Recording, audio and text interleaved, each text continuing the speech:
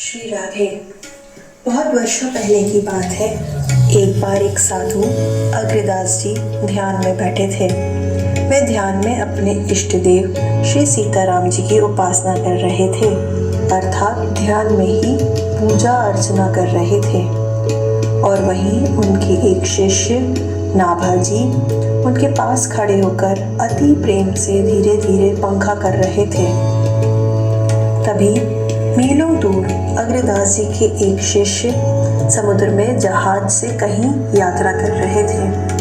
तभी उनका जहाज अचानक भंवर में फंस गया और रुक गया और किसी भी उपाय से आगे बढ़ ही नहीं रहा था। तब वे शिष्य अपने प्राणों की रक्षा करने के लिए वहीं से अपने गुरुदेव अग्रदास जी से प्रार्थना करने लगे, हे गुरुदेव मेरी रक्षा करो।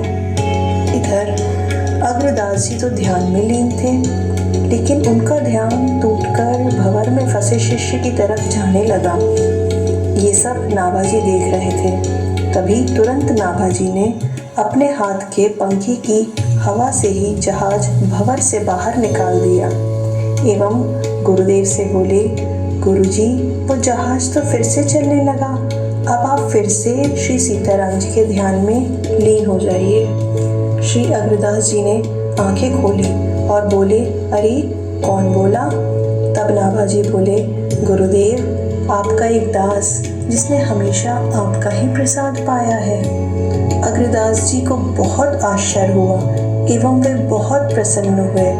वे मन ही मन सोचने लगे, अरे नाभा जी की इतनी ऊंची स्थिति हो गई कि वे यहीं से खड़े खड़े जहाज को देख रहे हैं और भंवर से निकाल भी रहे हैं, और वे साथ ही साथ ये भी देख रहे हैं कि मैं सीताराम जी की उपासना में लीन हूँ। अग्रदास जी तुरंत ही समझ गए कि नाभा जी के ऊपर साधु महात्माओं की कृपा हो गई है। तब वे नाभा जी से बोले, बेटा तुम्हारे ऊपर संत महात्माओं की कृपा हो गई, अब तुम उनका गुणगान करो, उनका चरित्र लिखो। नाभा जी ने कहा, जो आज्ञा गुरुदेव। तब हमें भक्तमाल रूपी अनमोल निधि प्राप्त हुई। और पता है, भक्तमाल के प्रधान श्रोता स्वयं भगवान ही है। भगवान को भक्तों का चरित्र बहुत प्रिय है।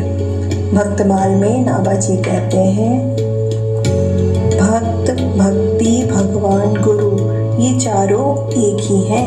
इनके चरणों की वंदना से अनेकों विघ्न नष्ट हो जाते हैं। इस विपत्ति के समय में हम सब मिलकर प्रभु से एवं प्रभु के भक्तों से प्रार्थना